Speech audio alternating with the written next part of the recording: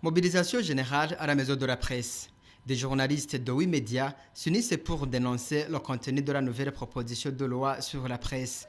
Les principales inquiétudes, l'introduction d'une amende pouvant aller jusqu'à 10 millions de francs burundais. L'introduction de fortes amendes, des amendes qui vont jusqu'à 10 millions de francs burundais. On comprend très bien qu'il y a l'intention de vouloir fermer les médias.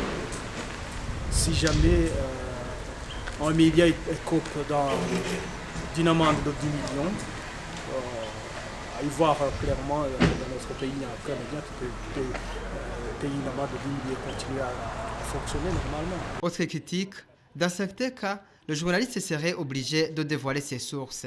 Depuis des mois, les journalistes burundais réclamaient une dépénalisation du délit de presse et espéraient des progrès en vain. Ce projet n'apporte rien sur la dépénalisation du délit de la presse. C'est un projet aussi qui accroît la compétence du Conseil national de communication.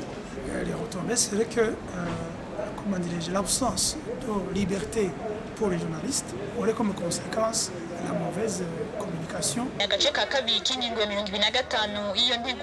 Au centre-ville, les habitants n'ont pas raté ce rendez-vous. Ce jour-là, certains utilisent leur téléphone portable pour écouter la synergie. Les commerçants ont amené leurs postes récepteurs sur les stands.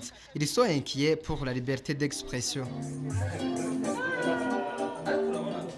Au cours de cette synergie, les auditeurs ont eu la parole. La plupart demandent aux parlementaires une concertation avec les médias avant d'adopter la loi, chose promise par le député Makela Jean Bosco.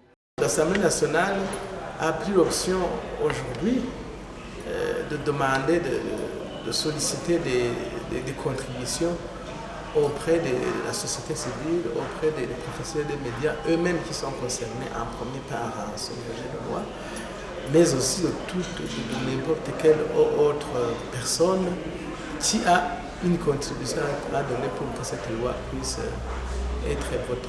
Mais aucune date n'a encore été fixée pour cette consultation.